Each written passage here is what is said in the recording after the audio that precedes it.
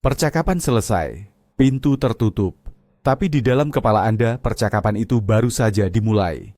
Diputar ulang, dianalisis, dibedah kata demi kata. Seharusnya aku mengatakan ini. Apakah dia pikir aku bodoh? Apa maksud dari tatapannya tadi? Ini adalah gema mental yang menghantui 99% pria. Sebuah penjara tak terlihat yang menguras energi, membunuh kepercayaan diri, dan membuat Anda terjebak di masa lalu.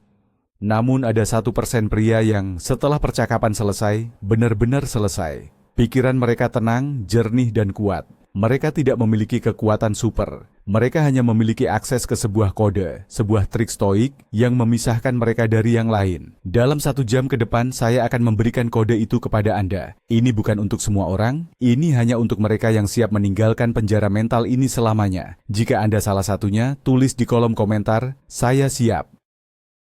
Mengapa pikiran kita melakukan ini? Ini bukan cacat, melainkan sebuah fitur yang salah dikalibrasi. Otak kita terprogram untuk kelangsungan hidup sosial. Kita secara obsesif menganalisis interaksi masa lalu untuk belajar dan memperbaiki performa kita di masa depan, memastikan kita tidak diusir dari suku. Di dunia modern, suku kita adalah lingkungan kerja, lingkaran pertemanan, atau hubungan romantis, dan pengusiran adalah kehilangan rasa hormat, peluang, atau status. Masalahnya, mekanisme kuno ini menjadi bumerang di dunia yang penuh dengan interaksi mikro dan miskomunikasi digital. Setiap pesan teks, setiap pertemuan Zoom, setiap obrolan singkat menjadi bahan bakar untuk mesin analisis berlebihan ini. Kita tidak hidup di masa sekarang. Kita hidup sebagai hantu di masa lalu, mencoba mengedit skrip yang sudah selesai. Ini adalah keadaan kecemasan tingkat rendah yang konstan, sebuah kebocoran energi mental yang membuat pria menjadi lemah, ragu-ragu, dan reaktif. Sebelum kita bisa menginstal perangkat lunak baru, kita harus mengakui betapa rusaknya perangkat lunak yang sedang berjalan saat ini. Blok 1. Ilusi kontrol pasca percakapan. Jebakan pertama yang harus kita sadari adalah ilusi bahwa dengan memikirkan kembali sebuah percakapan, kita bisa mengubahnya. Ini adalah fantasi ego. Anda tidak bisa kembali dan mengubah kata-kata yang telah terucap. Sama seperti Anda tidak bisa menarik kembali anak panah yang telah melesat. 99% pria mencoba melakukan hal ini secara mental.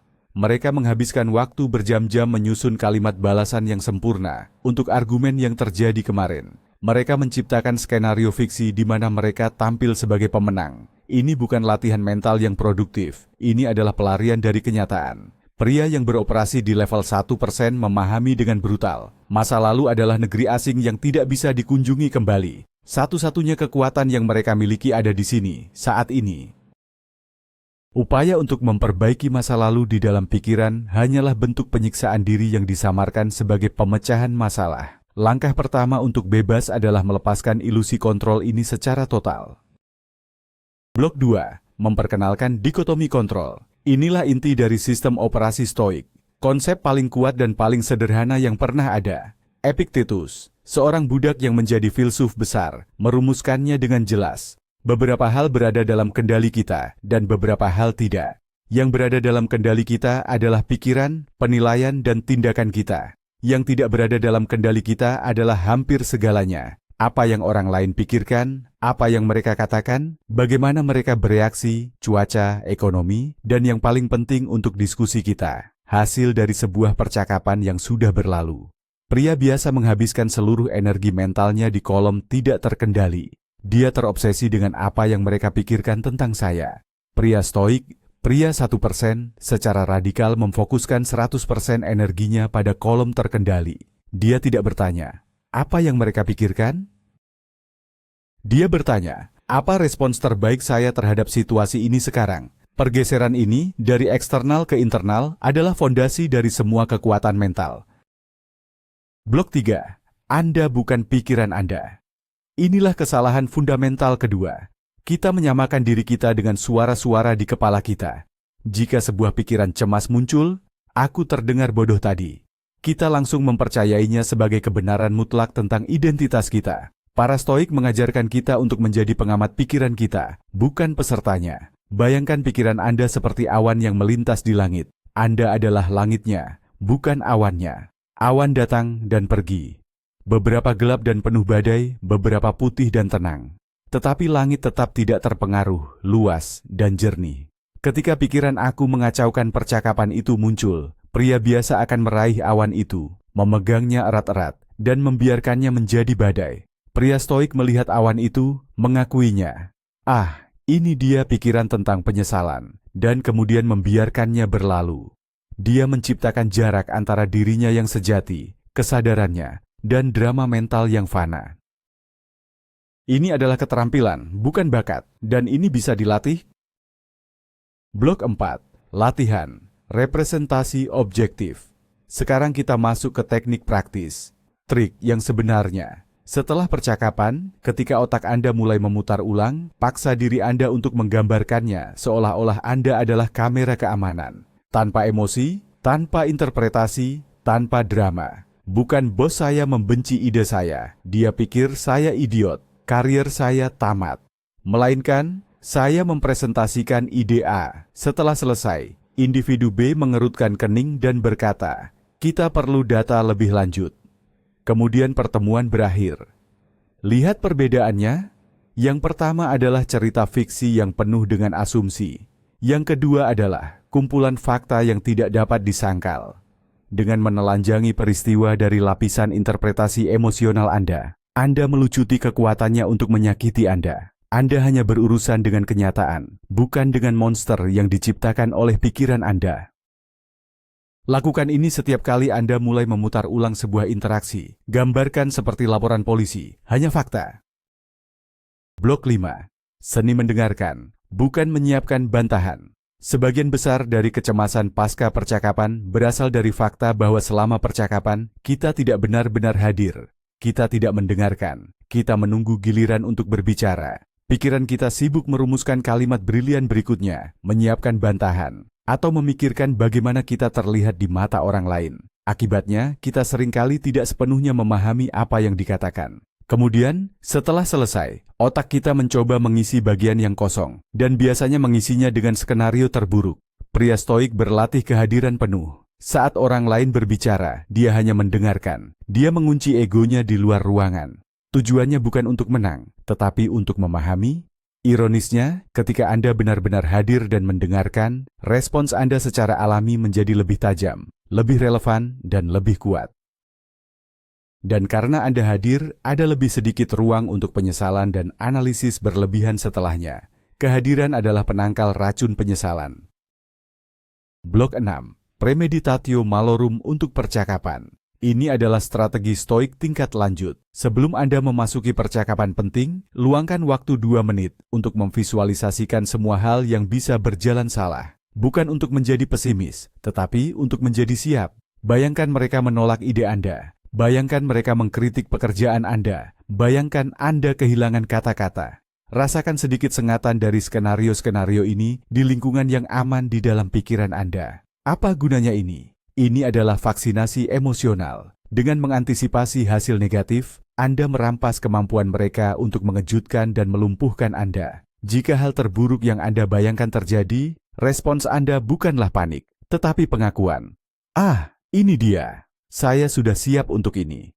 99% pria berharap untuk yang terbaik. 1% pria mempersiapkan diri untuk yang terburuk. Ini memberi mereka ketenangan dan ketahanan yang luar biasa di bawah tekanan. Blok 7. Mengubah. Mengapa ini terjadi pada saya? Menjadi apa yang diajarkan ini pada saya.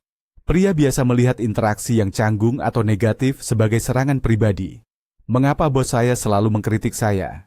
Mengapa dia tidak pernah setuju dengan saya? Ini adalah pola pikir korban. Ini menyerahkan semua kekuatan kepada orang lain. Pria stoik membalik skripnya. Dia melihat setiap kesulitan, setiap percakapan yang menantang, sebagai kesempatan untuk berlatih kebajikan. Jika seseorang tidak setuju dengan Anda, itu adalah kesempatan untuk melatih kesabaran. Jika seseorang mengkritik Anda, itu adalah kesempatan untuk melatih kerendahan hati dan objektivitas. Jika percakapan tidak berjalan sesuai rencana, itu adalah kesempatan untuk melatih ketahanan. Marcus Aurelius berkata, hambatan untuk bertindak memajukan tindakan. Apa yang menghalangi jalan menjadi jalan. Interaksi yang sulit bukanlah penghalang. Itu adalah arena latihan Anda untuk menjadi lebih kuat. Blok 8. Konsep benteng batin. Bayangkan pikiran Anda sebagai sebuah benteng yang tak tertembus. Di dalamnya ada kedamaian, rasionalitas, dan kekuatan Anda. Peristiwa eksternal, kata-kata orang lain, reaksi mereka, hasil percakapan, adalah seperti cuaca di luar benteng. Bisa ada badai, hujan es, atau panas terik. Tetapi tidak ada cuaca yang bisa merusak dinding benteng Anda kecuali Anda membuka gerbang dan membiarkannya masuk.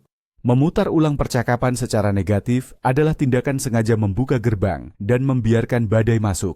Pria 1% memahami bahwa tidak ada yang bisa menyakitinya secara mental tanpa persetujuannya. Kata-kata kasar hanyalah getaran di udara. Tatapan sinis hanyalah konfigurasi otot wajah. Mereka menjadi menyakitkan hanya ketika Anda memberikan interpretasi internal. Dia tidak menghormati saya. Hentikan pemberian izin itu. Jaga gerbang benteng Anda tetap tertutup rapat. Anda adalah penjaga pikiran Anda. Blok 9. Aturan 3 detik sebelum merespons. Kecemasan pasca percakapan seringkali dipicu oleh respons impulsif yang kita sesali. Kita berbicara terlalu cepat, didorong oleh emosi atau ego. Ada teknik sederhana namun sangat kuat untuk ini. Jeda 3 detik. Sebelum Anda berbicara, terutama dalam situasi yang menegangkan, ambil napas dalam-dalam dan hitung sampai 3 dalam hati. 3 detik ini menciptakan ruang antara stimulus, pertanyaan atau pernyataan orang lain, dan respons Anda. Di dalam ruang itu, rasionalitas dapat mengambil alih dari reaksi emosional. Ini memberi Anda waktu untuk bertanya pada diri sendiri. Apa cara paling efektif untuk merespons? Ini mencegah Anda mengatakan sesuatu yang akan Anda putar ulang dengan penyesalan selama berjam-jam kemudian. Ini adalah rem darurat untuk mulut Anda, dan salah satu alat paling kuat dalam gudang senjata komunikasi pria stoik. Kuasai jeda, dan Anda akan menguasai interaksi. Blok 10. Membedakan antara kritik dan penghinaan. Otak kita seringkali tidak bisa membedakan keduanya. Setiap umpan balik negatif terasa seperti serangan pribadi. Pria stoik belajar untuk memilahnya dengan pisau bedah logika. Ketika seseorang mengkritik pekerjaan atau ide Anda, tanyakan pada diri sendiri, apakah ada kebenaran dalam apa yang mereka katakan? Jika ya, maka mereka telah memberi Anda hadiah gratis, kesempatan untuk memperbaiki diri. Ucapkan terima kasih, bahkan jika hanya dalam hati, dan gunakan informasinya. Jika tidak ada kebenaran dalam kritik mereka, maka itu hanyalah opini mereka, getaran udara yang tidak relevan. Bagaimana dengan penghinaan? Penghinaan bukanlah tentang Anda, itu adalah cerminan dari rasa sakit atau ketidakamanan orang yang mengatakannya. Seperti yang dikatakan Seneca, marah pada penghinaan adalah mengakui bahwa itu mungkin benar. Respons stoik terhadap penghinaan adalah ketenangan, bahkan sedikit rasa kasihan. Dengan memisahkan data, kritik yang valid, dari kebisingan, opini tidak berdasar dan penghinaan, Anda menjadi anti rapuh. Blok 11. Praktik pandangan dari atas. Ketika Anda terjebak memikirkan percakapan kecil yang canggung, lakukan latihan mental ini. Bayangkan diri Anda melayang keluar dari tubuh Anda, naik ke atas ruangan. Lihat diri Anda dan orang lain sebagai titik-titik kecil. Terus naik lebih tinggi, melihat gedung Anda, lalu kota Anda. Terus naik sampai Anda melihat negara Anda sebagai sepetak tanah, lalu benua, lalu seluruh planet bumi sebagai bola biru kecil yang mengambang di kegelapan tak terbatas. Dari perspektif kosmik ini, di mana percakapan canggung Anda, di mana penghinaan kecil yang Anda terima, semuanya menjadi tidak berarti. Ini bukan tentang menekan masalah Anda, tetapi tentang menempatkannya dalam perspektif yang tepat. 99% masalah kita diciptakan oleh ego kita yang menganggap dirinya sebagai pusat alam semesta. Latihan ini menghancurkan ilusi itu dan memberi Anda kedamaian instan. Blok 12. Memento mori dalam interaksi sosial. Ingatlah bahwa kamu akan mati. Ini terdengar suram, tetapi bagi para stoik, ini adalah sumber kekuatan dan kejernihan yang luar biasa. Ketika Anda benar-benar menyadari bahwa waktu Anda terbatas, Anda berhenti menyia-nyiakannya untuk hal-hal sepele. Apakah Anda benar-benar ingin menghabiskan 2 jam berharga dari hidup Anda yang singkat dengan memikirkan kembali komentar sinis dari rekan kerja? Apakah itu penggunaan terbaik dari napas Anda yang terbatas? Memento mori memaksa Anda untuk memprioritaskan. Ini memotong semua drama dan membuat Anda fokus pada apa yang benar-benar penting. Sebelum terjebak dalam lingkaran analisis, tanyakan pada diri sendiri. Di ranjang kematian saya, apakah saya akan peduli dengan percakapan ini? Jawabannya hampir selalu tidak. Ini membebaskan Anda untuk melepaskannya dan melanjutkan ke hal-hal yang lebih penting. Ini adalah filter utama untuk semua kecemasan mental. Blok 13. Fokus pada niat, bukan hasil. Ini adalah pergeseran pola pikir yang mengubah permainan. Anda tidak bisa 100% mengontrol hasil dari setiap percakapan. Orang lain memiliki kehendak bebas, bias, dan suasana hati mereka sendiri. Namun Anda 100% bisa mengontrol niat Anda saat memasuki percakapan. Pria biasa mengukur keberhasilan sebuah percakapan berdasarkan hasilnya. Apakah saya mendapatkan apa yang saya inginkan? Apakah mereka menyukai saya? Ini membuat mereka rentan terhadap kekecewaan dan analisis berlebihan. Pria stoik mengukur keberhasilan berdasarkan niatnya. Apakah saya bertindak sesuai dengan nilai-nilai saya? Apakah saya jujur? Apakah saya mendengarkan dengan baik? Apakah saya tetap tenang? Jika dia bisa menjawab ya untuk pertanyaan-pertanyaan ini, maka percakapan itu adalah sebuah kesuksesan, terlepas dari hasilnya. Dengan mengikat harga diri Anda pada tindakan Anda, bukan pada reaksi orang lain, Anda membangun fondasi kepercayaan diri yang tidak bisa digoyahkan oleh dunia luar. Blok 14. Bahaya mencari validasi eksternal. Penjara mental pasca percakapan hampir selalu dibangun di atas fondasi kebutuhan akan validasi eksternal. Kita memutar ulang interaksi karena kita secara putus asa mencari petunjuk bahwa kita diterima, dihormati, atau disukai. Ini adalah permainan yang tidak akan pernah bisa Anda menangkan, karena Anda menyerahkan kunci kebahagiaan Anda ke tangan orang lain. Pria stoik berlatih validasi internal. Dia adalah hakim atas nilainya sendiri. Dia tahu karakternya, dia tahu prinsipnya, dan dia hidup sesuai dengan itu. Pendapat orang lain tentang dia, meskipun menarik untuk didengarkan, tidak akan pernah bisa mendefinisikannya. Ketika Anda tidak lagi haus akan tepuk tangan dari luar, Anda berhenti terobsesi dengan setiap penampilan Anda di atas panggung kehidupan. Anda bertindak dari pusat kekuatan Anda sendiri, bukan dari kebutuhan untuk menyenangkan. Kebebasan ini tak ternilai harganya. Blok 15. Menulis jurnal sebagai laboratorium pikiran. Jangan meremehkan kekuatan tindakan fisik menulis. Setelah hari yang penuh dengan interaksi, luangkan waktu 10 menit untuk menuliskan pikiran Anda. Ini bukan buku harian tentang perasaan Anda. Ini adalah jurnal stoik. Tuliskan percakapan yang mengganggu Anda. Gunakan teknik representasi objektif yang kita bahas. Tuliskan apa yang berada dalam kendali Anda dan apa yang tidak. Tuliskan bagaimana Anda bisa merespons dengan lebih baik lain kali, bukan sebagai bentuk penyesalan, tetapi sebagai strategi. Proses mengeluarkan pikiran dari kepala Anda dan meletakkannya di atas kertas menciptakan pemisahan. Anda bisa melihatnya secara objektif, seperti seorang ilmuwan yang mempelajari spesimen. Ini menghentikan pikiran-pikiran itu dari berputar tanpa henti di tengkorak Anda. Ini adalah cara untuk membersihkan cache mental Anda setiap malam, memastikan Anda memulai hari berikutnya dengan pikiran yang jernih dan kuat. Blok 16. Amor fati, mencintai takdir Anda. Ini adalah puncak dari pemikiran stoik, tidak hanya menerima apa yang terjadi, tetapi mencintainya, termasuk percakapan yang canggung, presentasi yang gagal, atau penolakan yang menyakitkan. Mengapa? Karena itu terjadi.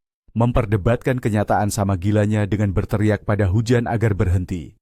Amor fati berarti mempercayai bahwa apapun yang terjadi, bahkan hal-hal yang tampak negatif, adalah bahan bakar untuk pertumbuhan Anda.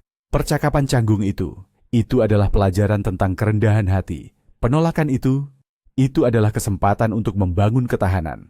Pria biasa meratapi masa lalu. Pria stoik memeluknya dan berkata, "Terima kasih atas pelajarannya. Apa selanjutnya?" Ketika Anda benar-benar menginternalisasi pola pikir ini, tidak ada lagi yang namanya pengalaman buruk. Semuanya adalah data. Semuanya adalah latihan. Semuanya adalah jalan ke depan. Anda menjadi tak terkalahkan, karena bahkan kekalahan pun menjadi kemenangan bagi karakter Anda. Blok 17. Peran komunitas dalam kekuatan mental. Para stoik tidak hidup sebagai pertapa. Mereka adalah senator, jenderal, dan pengusaha. Mereka memahami pentingnya komunitas. Jika Anda hanya dikelilingi oleh pria yang terus-menerus mengeluh, bergosip, dan menganalisis secara berlebihan setiap interaksi, Anda akan terseret ke level mereka. Carilah lingkaran pria yang beroperasi pada frekuensi yang lebih tinggi. Pria yang berbicara tentang ide, bukan orang. Pria yang fokus pada solusi, bukan masalah. Pria yang mempraktikkan akuntabilitas, bukan menyalahkan. Memiliki satu atau dua teman yang bisa Anda ajak bicara, yang akan mengingatkan Anda tentang dikotomi kontrol ketika Anda lupa, adalah sebuah keuntungan yang tidak adil. Lingkungan Anda membentuk pikiran Anda. Pilihlah dengan bijak. Jadilah pria yang ingin Anda tarik, dan Anda akan menemukan suku Anda. Kekuatan Anda akan berlipat ganda ketika dibagikan dengan orang yang tepat. Blok 18. Kesabaran adalah bentuk tindakan. Di dunia yang terobsesi dengan perbaikan instan, gagasan bahwa kekuatan mental membutuhkan waktu adalah radikal. Anda tidak akan menguasai kode stoik ini setelah menonton satu video. Akan ada hari-hari di mana Anda kembali tergelincir ke dalam pola lama menganalisis secara berlebihan. Itu normal. Kuncinya adalah tidak menghakimi diri sendiri. Pria biasa menyerah setelah beberapa kali gagal. Pria stoik melihat setiap kemunduran sebagai kesempatan lain untuk berlatih. Dia sabar dengan dirinya sendiri, tetapi tanpa henti dalam usahanya. Setiap kali Anda berhasil menghentikan lingkaran pikiran negatif, itu adalah satu kemenangan. Kumpulkan kemenangan-kemenangan kecil itu. Seiring waktu, jalur saraf baru akan terbentuk di otak Anda. Ketenangan akan menjadi pengaturan default Anda, bukan pengecualian. Kesabaran bukanlah sikap pasif, itu adalah komitmen aktif untuk proses pertumbuhan jangka panjang. Blok 19. Humor sebagai senjata rahasia stoik. Mungkin terdengar mengejutkan, tetapi para stoik memiliki selera humor yang tinggi. Mereka memahami kemampuan untuk menertawakan diri sendiri dan absurditas kehidupan adalah tanda kekuatan, bukan kelemahan. Ketika Anda mendapati diri Anda terjebak memikirkan sesuatu yang memalukan yang Anda katakan, cobalah untuk melihat sisi lucunya. Bayangkan betapa konyolnya Anda terlihat dari luar, begitu terobsesi dengan hal sepele. Humor menciptakan jarak. Ini memecah ketegangan emosional. Seneca menulis bahwa cara terbaik untuk menghadapi penghinaan adalah dengan mengabaikannya, seolah-olah Anda tidak mengerti leluconnya. Kemampuan untuk tidak menganggap diri sendiri terlalu serius adalah kebebasan. Ini menunjukkan bahwa harga diri Anda tidak terikat pada citra kesempurnaan yang rapuh. Pria yang bisa menertawakan kesalahannya adalah pria yang tidak bisa digoyahkan oleh kritik orang lain. Blok 20. Dari pengetahuan ke tindakan. Anda telah mendengarkan selama hampir 1 jam. Anda telah menyerap konsep-konsep yang telah mengubah hidup para kaisar dan pemimpin selama ribuan tahun. Tetapi pengetahuan saja tidak ada artinya. Ini hanyalah potensi. Kekuatan sejati datang dari penerapan. 99% orang yang menonton video ini akan mengangguk, merasa terinspirasi sejenak, dan kemudian kembali ke kebiasaan lama mereka. 1% akan memilih hanya satu, dari teknik yang kita bahas hari ini, dan mulai menerapkannya secara konsisten. Mungkin itu adalah representasi objektif. Mungkin itu adalah jeda 3 detik. Pilihlah satu, jadikan itu milik Anda. Latihlah setiap hari sampai menjadi otomatis. Itulah satu-satunya cara untuk berpindah dari penonton menjadi praktisi, dari pria yang terjebak dalam pikirannya menjadi pria yang menguasai pikirannya. Pilihan ada di tangan Anda, dan itu dimulai sekarang. Kita telah melakukan perjalanan panjang dari penjara mental pasca percakapan menuju benteng kebebasan stoik. Trik yang digunakan oleh 1% pria bukanlah formula sihir. Ini adalah sistem operasi yang lengkap. Sebuah pergeseran fundamental dari mencari kontrol atas dunia luar, menjadi penguasaan mutlak atas dunia batin. Inilah satu-satunya kesimpulan yang perlu Anda ingat. Anda tidak mengontrol apa yang orang lain katakan atau pikirkan. Anda hanya mengontrol respons Anda. Di dalam ruang kecil antara stimulus dan respons itu, terletak seluruh kekuatan dan kebebasan Anda. Disitulah permainan dimenangkan atau dikalahkan. Hari ini, Anda telah diberi peta. Anda telah diberi kunci. Pintu keluar dari penjara mental itu ada di depan Anda. Terima kasih telah menginvestasikan waktu Anda yang paling berharga, waktu Anda, untuk menjadi versi diri Anda yang lebih kuat. Jika video ini memberi Anda nilai, tunjukkan dukungan Anda dengan berlangganan dan mengaktifkan notifikasi. Sekarang, untuk mengunci pelajaran ini, saya ingin Anda menjawab pertanyaan ini di kolom komentar. Apa satu interaksi di masa lalu yang sekarang akan Anda lihat secara berbeda setelah memahami prinsip-prinsip ini?